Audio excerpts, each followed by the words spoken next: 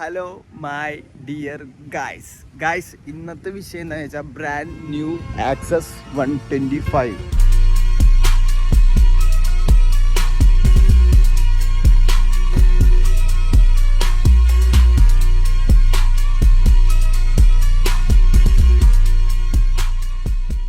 Guys ഈ വണ്ടീനെ കുറിച്ചൊരു കുറച്ച് നല്ല കാര്യങ്ങൾ പറയാൻ വേണ്ടി ഞാൻ വന്നേക്കാണ് ഗൈസ്.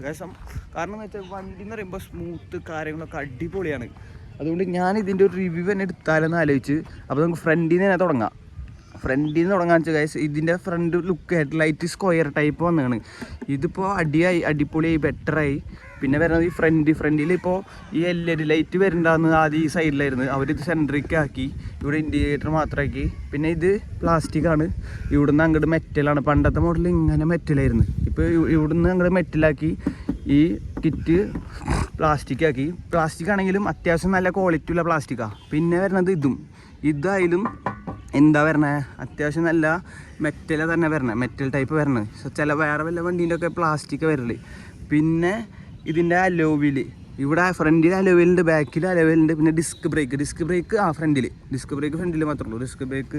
പിന്നെ നമുക്ക് നോക്കാന്ന് വെച്ചാൽ ഈ ഫ്രണ്ട് ഭാഗത്തിൽ ഈ കള്ളി ആദ്യം വരേണ്ടത് ഒരു സൈഡ് മാത്രമായിരുന്നു, ഇപ്പോൾ 2 സൈഡിലാക്കി.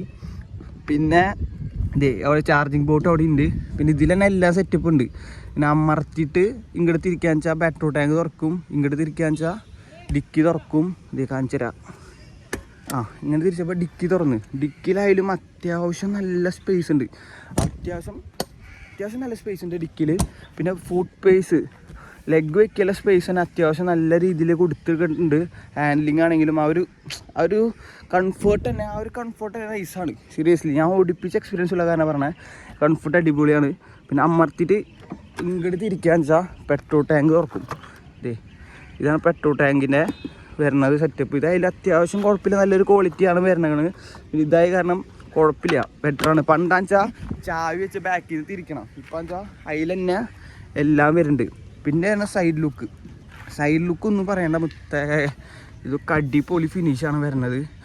ഇത് വരുന്നത് പ്ലാസ്റ്റിക്കാണ്. പിന്നെ സീറ്റ് കവർ ആയാലും ഈ ഒരു ബ്രൗണിഷ് കളറും ഈ സീറ്റ് കവറും ആയി വരുമ്പോൾ വേറൊരു പ്രീമിയം ഫീൽ തന്നെയാണ്. പിന്നെ ഈ ഫുഡ് റെസ്റ്റ് ആദ്യം വരുന്നത് പ്ലാസ്റ്റിക് ടൈപ്പ് ആയിരുന്നു, റബ്ബർ പോലത്തെ.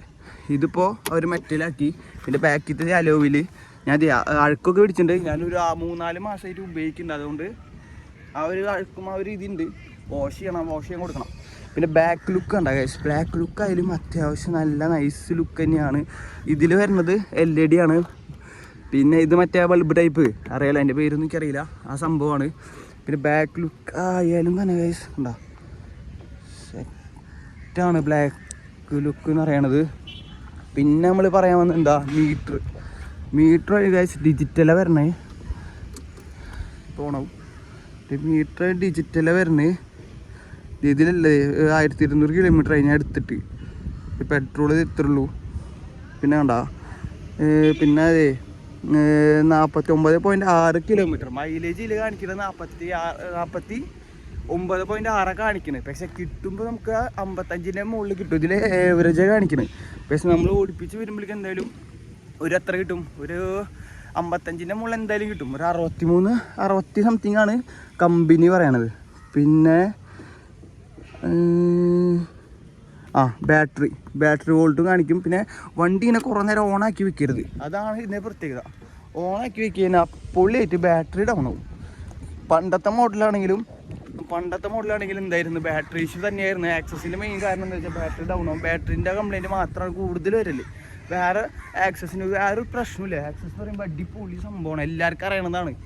അതുകൊണ്ട് എനിക്ക് പേഴ്സണലി ഞാൻ ഇതിൻ്റെ തൊട്ട് മുമ്പത്തെ മോഡലായിരുന്നു എടുക്കാൻ പ്ലാൻ ചെയ്തത്. പക്ഷെ അപ്പോഴേക്ക് എന്തായി, അത് സ്റ്റോക്ക് ഔട്ടായി. പിന്നെ ഞാൻ ഇതിറങ്ങിയത്. അപ്പോൾ ഞാൻ ഇതെടുക്കാൻ ആദ്യം എനിക്ക് മൂടുണ്ടാകുന്നില്ല. തൊട്ട് മുമ്പത്തെ എടുക്കാനായിട്ട് ഞാൻ ആഗ്രഹിച്ച്. പക്ഷേ ഇതിറങ്ങിയ കാരണം ഇതെടുത്ത് നോക്കി. സംഭവം എനിക്ക് വാങ്ങണത്തെ മുമ്പ് വലിയ ഇൻട്രസ്റ്റ് ഉണ്ടായിരുന്നു. പക്ഷെ വാങ്ങി ഓടിപ്പിച്ച് എക്സ്പീരിയൻസ് ചെയ്തപ്പോൾ പൊളിയായിരുന്നു കാര്യം.